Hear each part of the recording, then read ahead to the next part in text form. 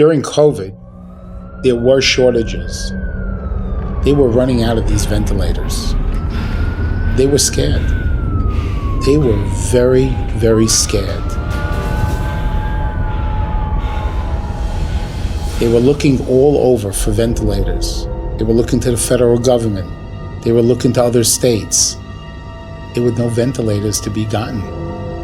I had learned this years ago in school about these pandemics, that they're going to come and they're going to be worse and worse and worse. And usually, most of these pandemics are respiratory related.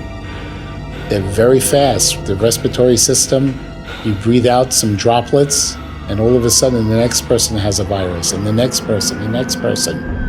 It moves like fire in a dry forest. I would not be without a ventilator if the time comes, because somebody might need that, and it might be me.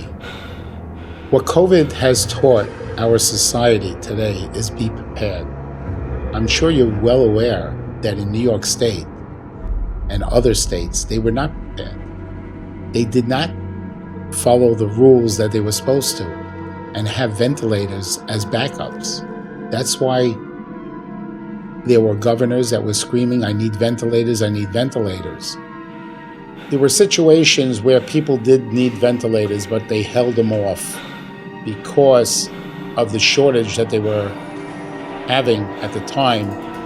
It is decisions that have always been made by age. The older ones used to get bounced out of an ICU, so let the younger one in from the emergency room. Who would have thought 10 years ago that we would be in this dilemma of a pandemic? Rushing around, looking for supplies, not to be found. And one piece of equipment, that ventilator, that is the life-saving piece of equipment that you need during a pandemic. Because don't forget, most of pandemics come from airborne, respiratory droplets, and it affects your breathing. And when that affects your breathing, what are you going to need? But a ventilator to sustain and save your life. With other pieces of equipment, you could always substitute and, put together something. But with a ventilator, there's no substitute. Either you have it or you don't. Either you're going to breathe or you're not going to breathe. And that's what a ventilator does for you. It sustains your life. What we have learned from this pandemic is that we cannot rely on the government, local officials, hospitals, or other health-related facilities. It would behoove anyone who has a loved one that might come down with a horrible respiratory illness, such as this virus, and maybe even worse than this, might come down the pipeline. You have to be prepared. There will be another pandemic. This is going to be coming soon because, as we could see, viruses lay dormant and then all of a sudden they change and they come again. It could be in another year, 2 years, 3 years. We don't know. The world right now is unstable.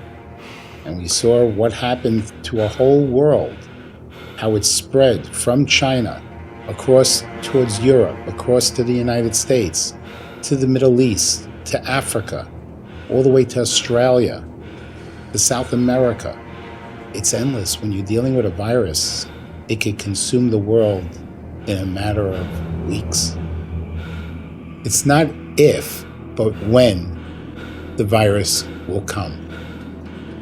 As a healthcare professional, being in the business for 40 years, what I would definitely recommend to people at home, just like you have a generator which sustains your food supply, it sustains your life at home, your phones, charging everything, a ventilator also works like the generator.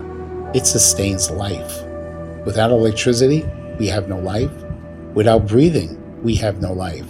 So it is vital that the ventilator should be at home just in case you need it. We overlook things like that in our lives, but a simple thing like that should not be overlooked. In case of another pandemic, There's no question in my mind that there's one piece of equipment that you will need. The ventilator is a life-saving machine. It supports your respirations in times when your respirations cannot support you and your life. And until the virus passes and your body heals, the ventilator is your best friend. It could be the difference between life and death.